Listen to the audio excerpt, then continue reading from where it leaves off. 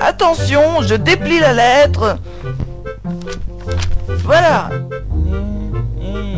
Alors? Qu'y a-t-il écrit? Eh, minute! J'attends. Un instant. J'attends toujours. Oui, oui! Je ne vais pas attendre longtemps. D'accord, je vous lis ce qui est écrit. Chers membres du Conseil d'Héraldique, grand délégué des forgerons de la ville et fier représentant du noble peuple des nains. Eh, c'est moi! La suite! Oui, chers membres blablabla du noble peuple des nains, j'implore ton aide et ose attirer ton attention sur les problèmes de l'un de tes innombrables serviteurs. Je savais pas que le patron de l'auberge savait aussi bien s'exprimer. Chut! En effet, je te demande de te lancer dans une quête périlleuse, ce qui ne t'effraie pas vu ta vaillance et ton courage. Du courage, de l'inconscience, oui. Arrêtez de m'interrompre! Bon, je continue. Pour cette quête, tu devras quitter la ville le plus vite possible, et il te faudra de l'aide, bien que je ne doute pas de ta force, héritée de tes vaillants ancêtres du petit peuple des mines. On jurerait que ça a été écrit par un nain. Bien sûr que non! Arrêtez d'insinuer des choses pareilles! Oh, je finis. Pour t'aider à rapidement quitter la région, au cas où tu serais poursuivi par les forces de l'ordre, tu peux prendre sous tes ordres le groupe d'aventuriers que je t'envoie avec cette lettre, mais il faudra que tu te débarrasses de l'elfe. Quoi? Eh oui, la vie c'est moche parfois, surtout pour les elfes. Allez, tu peux t'en aller, et vite. On lui a dit qu'elle pouvait rester avec nous. C'est vrai, même si ça nous ferait plaisir, on peut pas l'abandonner comme ça. Vous pourriez quand même faire un effort. Attendez, il y a quelque chose de bizarre. Où ça? Je me demande comment le patron de l'auberge a pu savoir que l'elfe serait avec nous. Elle a démissionné après qu'il ait écrit la lettre. C'est juste, je devais venir seul et pas avec un groupe d'aventuriers. Tout cela me semble louche. Pourrais-tu nous montrer cette lettre? Jamais de la vie, le courrier c'est personnel. Arrête de discuter et donne-la nous. Je refuse et vous me ferez pas changer d'avis.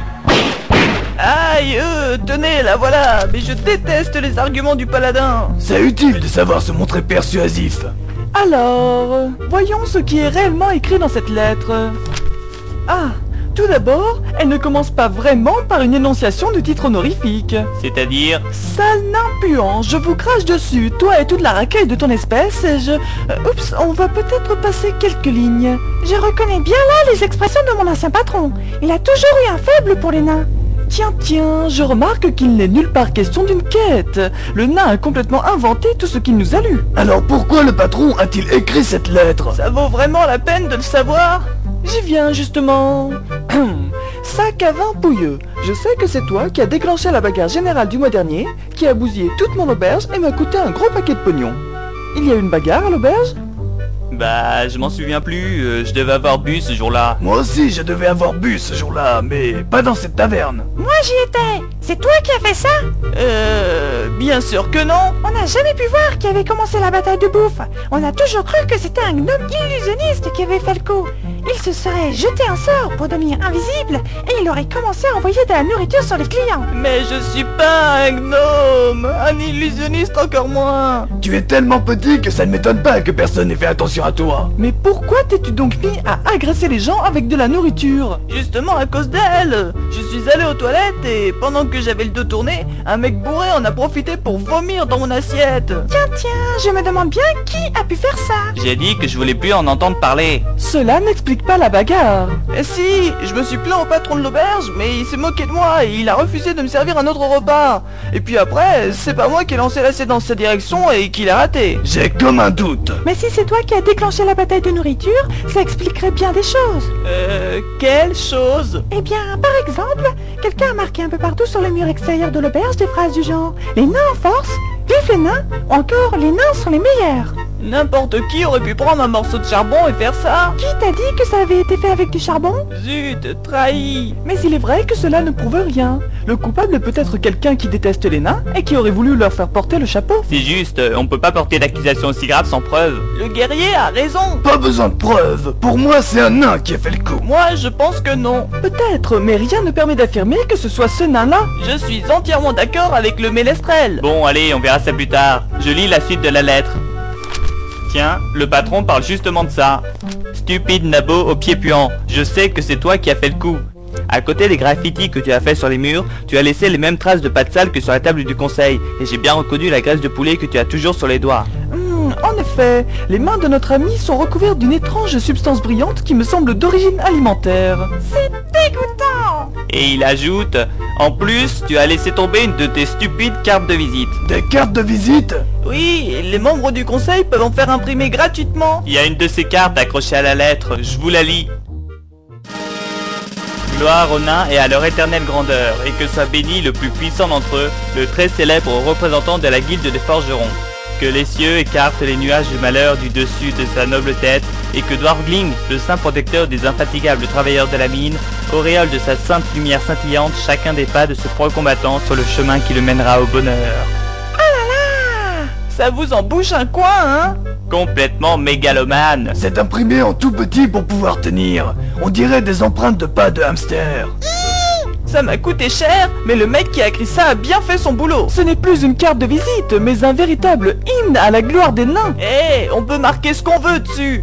En tout cas, ça prouve que c'est toi qui as lancé la bagarre. Non, ça veut juste dire que j'étais à la taverne ce soir-là, pas que j'étais le premier à envoyer de la nourriture. Je crois que je vais respectueusement envoyer ma main sur ta noble tête si tu continues à mentir comme ça. Oh, c'est bon, j'avoue, c'est moi qui ai déclenché la bagarre. Eh bien, tu en as mis du temps pour reconnaître les faits. D'ailleurs, tant que t'y es, tu pourrais aussi dire la vérité pour les inscriptions sur les murs. Il y a des traces de charbon sur ta carte de visite. Tu es sûr que c'est bien du charbon? Je crois percevoir une sainte lumière scintillante qui guide ma main vers ton crâne. Oh oui, c'est vrai, c'est moi qui ai écrit ça.